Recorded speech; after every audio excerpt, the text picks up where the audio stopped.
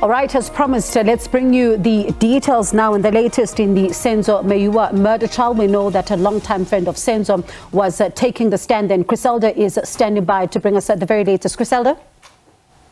Well, thank you very much, Bongiwe. So, Mthokozisi Thwala, as you indicated, a longtime friend of Senzo Meyiwa, basically detailed today how he says he was uncomfortable with Senzo Meyiwa's relationship with the songstress Kelly Khumalo. That's what he basically detailed in there as well.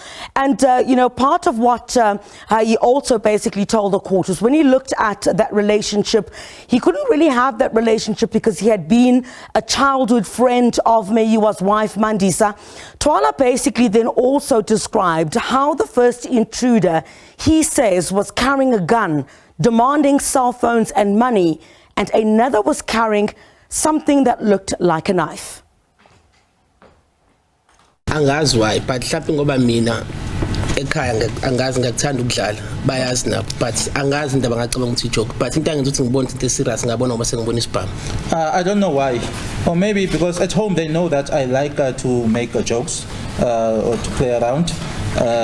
But what made me to realize that it wasn't a joke, that it was serious, is when I saw a firearm. Where did you see it? Who was Bonaguppi? Esandleni sakhe saka right. In this person's right hand.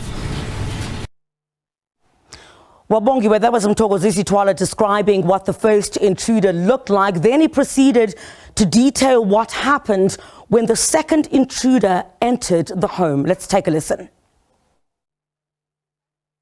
Are you able to describe him? You already said he was taller than the first.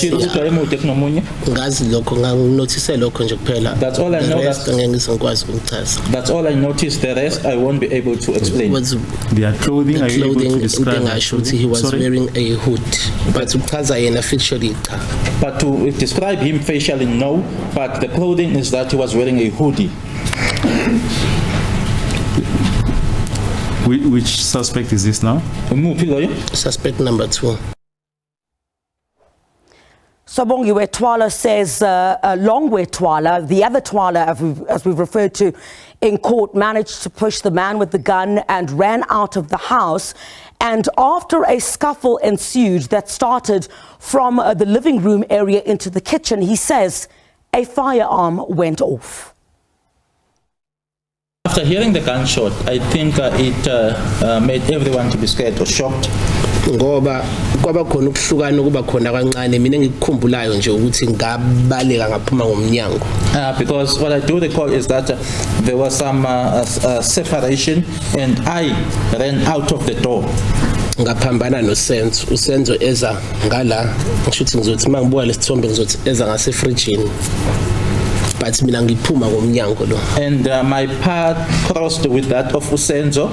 Senzo was coming. If I'm looking at the photo, Senzo was coming towards the fridge, which is on the photo, or the stove, and I was running towards the door.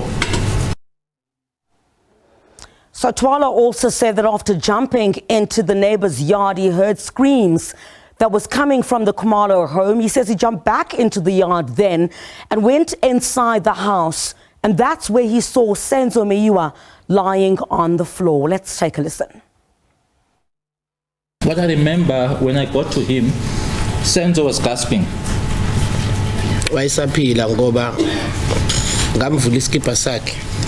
He was alive because I opened up or lifted up his t-shirt. And I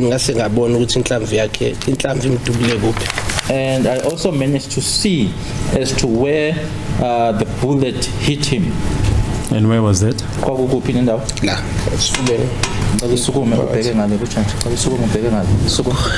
It was here. Yeah. The witness pointing to the front of the sternum.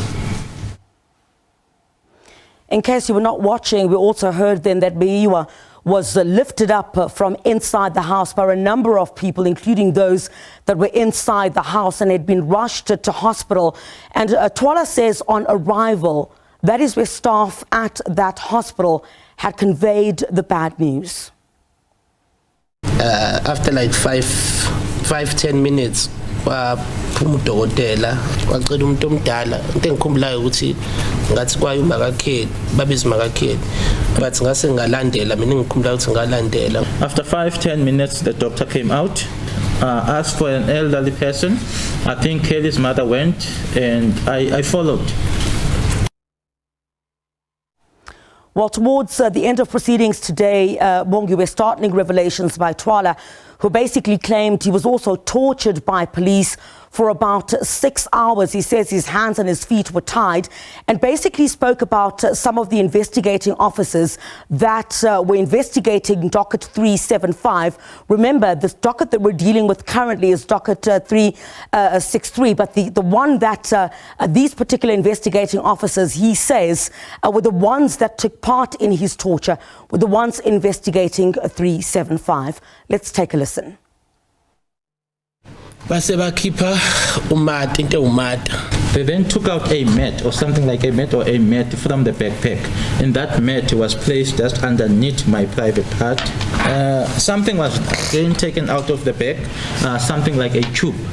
They started tubing me. It would then close my mouth as well as my nose, and then it would be tight at the back, so suffocating me so as not to be able to breathe.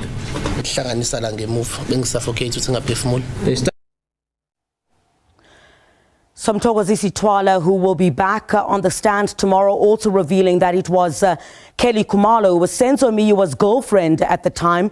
She is the one who broke the news to Meyiwa's wife that he was shot. He says that they were driving to a garage to buy airtime, and he'd basically spoken to Mandisa, and because he couldn't speak, he was beside himself when he was trying to relay the message of what happened to Senzo Meyiwa. He says that Kelly Khumalo grabbed the phone and told Mandisa that Senzo Meyiwa had been shot. Of course, the trial continues tomorrow. Back on the stand will be Mthokozisi Thwala, who is Senzo Meyiwa's longtime friend.